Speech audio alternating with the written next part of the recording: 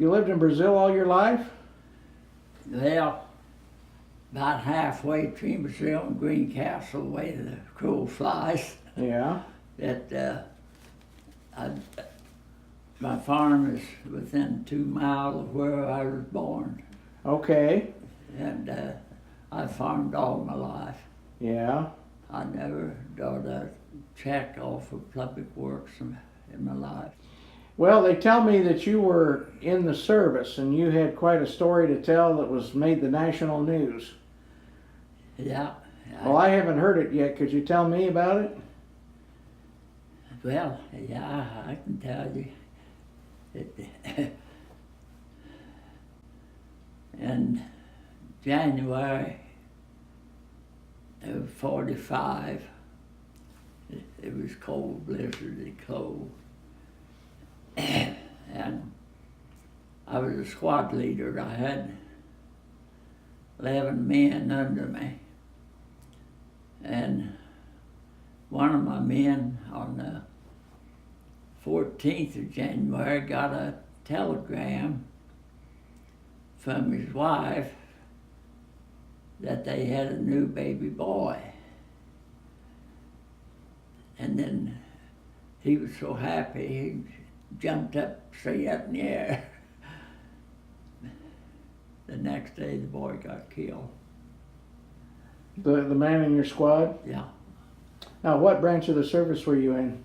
Infantry. In the infantry. Yeah. So he died the next day. He got killed in the war. Yeah. And I knew that they never knew, that his wife never knew that he got it, because he was born on the 12th and he got the telegram on the 14th over in Belgium. And then the next day he got killed. He didn't have a chance to answer. And after I got out of the service, I just had that on my mind, and I thought about it since about 46, after I got discharged from the service. But anyhow, I was down to Matthew and Shelley. That's a lady that works up there at next door. Oh, Dr. Brett Weiser's office? Yeah. Mm-hmm. And Martha, my ex-daughter-in-law, she comes after me every Sunday and takes me to church.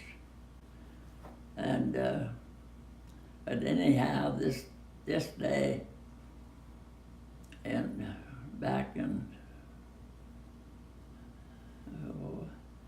I don't know what year I had that other interview, but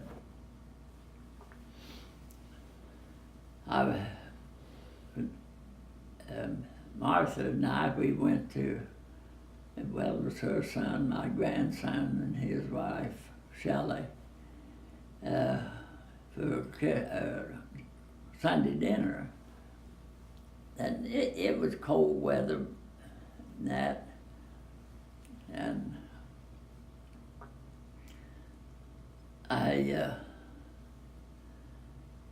after dinner, we was all sitting in the living room, and I told them, shared with them about that experience that I'd had with that boy and that, and I said, I felt like ever since I got out of the service, he was lived in Bloomington, and I needed to get in touch with him and let him know that he received that message.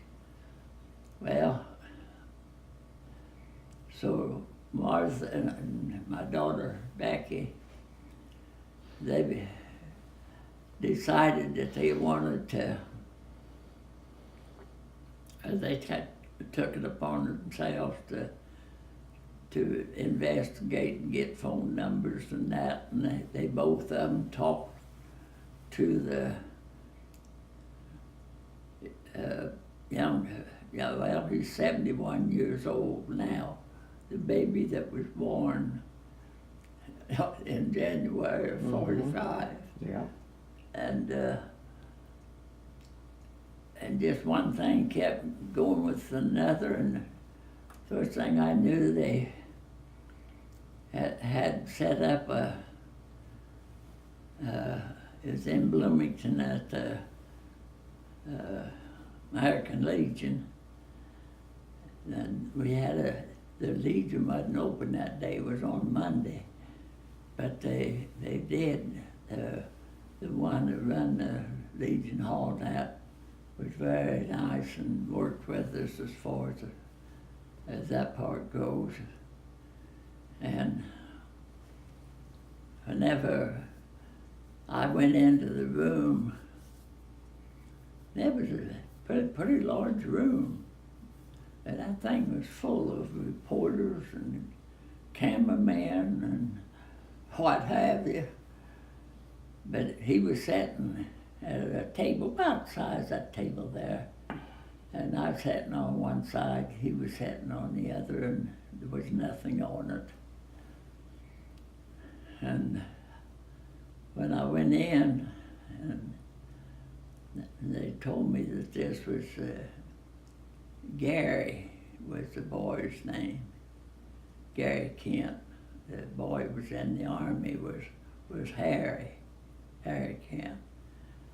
And I shook hands with him, and I started talking to him, and of course, and I just held on to his hand all the time, and across this little table, and tears just rolled down his cheeks and mine too, bringing back the memories and that and the fella. And I shared everything I knew about his dad. I told him, I said, your dad was a wonderful man. I said he was good. He was a good soldier. And I said if I needed any volunteers or anything to go on patrols with me, I about always took him with me. And I said he was a wonderful man. And we talked I talked about an hour and a half or 2 hours sitting there. And that room was full of reporters, and that Channel 13 out of Indianapolis was there. And I don't know what all. But anyhow, after I talked with his son that day, well, Kent's wife, she never did remarry. But her son told me that day, said Mom died 2 years ago. Oh. That made me feel bad because I didn't make an effort to get in touch with him while she was still living. But it was really, really an experience. And when I started to leave that day, I just shook hands with him and bidding him goodbye and that. And tears just rolled down his cheeks. And he said, "You've told me more about my dad today than I've ever heard." He said, Mom was all she would say. He never did get the telegram, or he couldn't have got the telegram whenever she got word that he was killed on the 15th, and the boy was born on the 12th. Did you tell the son how his dad jumped up and down when he found out he had a boy? Yeah. I told him, I said, I was standing right there with him. And I said he was overjoyed. Yeah. But it was, and after I found out that she had passed away, it made me regret more than ever that I hadn't took it on myself to do it sooner. But you did a wonderful thing talking to the son about his father. Yes. Yes. Yeah. And we met one time after that. I forget where it was at, but my ex-daughter-in-law and my daughter, they made the arrangements for it, and there wasn't nowhere near as many people there. And I had a good talk with him and that. But he was overjoyed that I hadn't, but my sister and my daughter and daughter-in-law had started the effort and got in touch with him. Sure. But You say he lived in Bloomington? yeah. Mm-hmm. And the summer of '44, our division was stationed down here in Kentucky at Camp Breckenridge. Mm-hmm. There used to be an army camp. They've done away with that army grounds in there, I think, now. But we were stationed there, and Harry, the boy that was in the service, he'd get a pass on the weekend to go to Evansville, but he went on home. Practically every weekend he'd get a weekend pass into Evansville. I know that the old sergeant knew what he was doing, but I couldn't say anything. I was doing the same thing, getting a pass into Evansville, and I was coming up here for the weekend, and I was always back whenever my pass ended, back and checked back in before time was up. You say you remember, and you shared a lot of stories about Harry with his son. What do you remember most about Harry? He was an honest, willingly, good-hearted man. Yeah, he really was. But my daughter, I know that she's got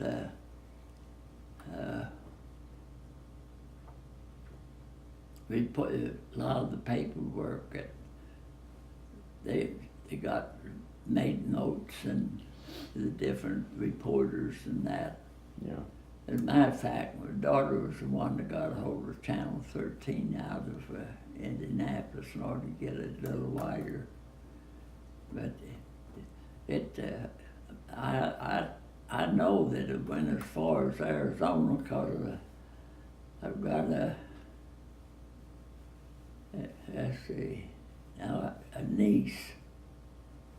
I've got a niece that lives there, and she's seen me in a picture and that on the news. Mm-hmm. And let me know that she had seen me and heard the story. Well, that's a wonderful story.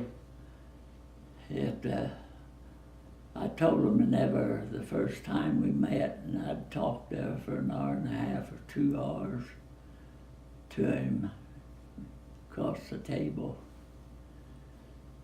And like I say, you would hear the pin drop when you're in there. It was that quiet.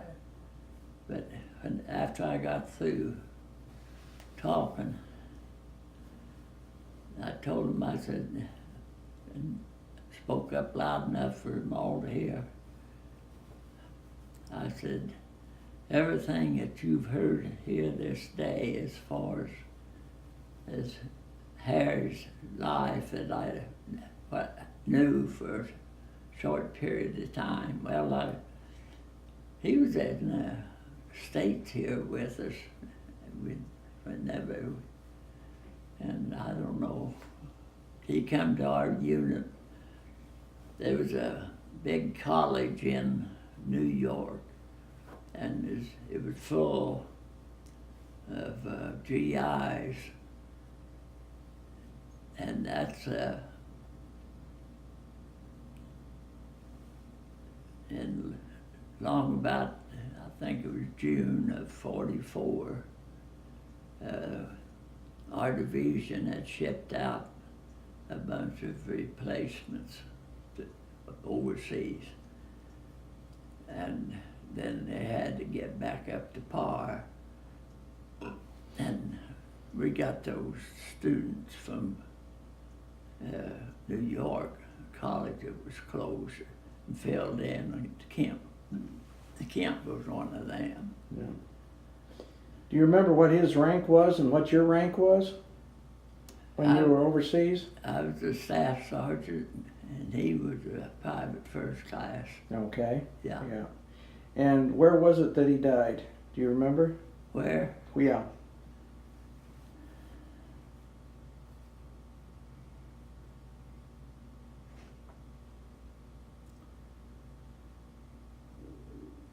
I'm trying to think of the town that we went through the day before, and we were just outside of it on the 15th day of January of '45 when he got killed. And what country were you in? What country were you in? Belgium. In Belgium. In that Battle of the Bulge. Uh-huh. We just our division, one other division come in. We was on one side of the Germans as they was pushing up through there, and there was another division on the other side, and we was the one to stop the Germans from pushing any farther. I meant to ask you, have you talked to Harry's son since those two meetings? No. No. No, I haven't. I thought maybe he would make an effort to come up. I told him where I lived and what I did and all. But that's pretty well the story. Yeah. Well, thank you, Mr. Mace. I sure appreciate it. It's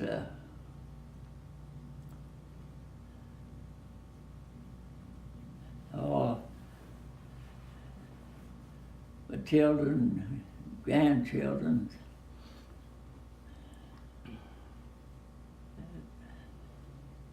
have told me many times since after the Iraq, sending troops into Iraq and that, and all the family and that said, my dad said, you never did talk about it before. And I said, no. I said, I never said nothing about what kind of a life I had whenever I was in there and overseas and what I went through. But I said, after they sent troops into Iraq, I always felt like whenever they got Saddam, when that his name. Obama? Or not Obama, Osama bin Laden. Well, him, and then there was another one, a leader in Iraq. Okay. But anyhow, I felt like whenever they got rid of them and that, they should have pulled troops out and let them build their own country back the way they had it before. Mm-hmm. But no, they had to leave a bunch of troops in there, and then first thing you know, there was another country that was causing trouble, and they sent troops there, and it's just been a turmoil ever since over there. Now you said that you go to church usually. What church do you go to? Lena Methodist Church. You know where Lena's at? Lena Methodist. Sure, I've heard of that church. Absolutely. Had it. Sure. That's been my church since 1937, 38.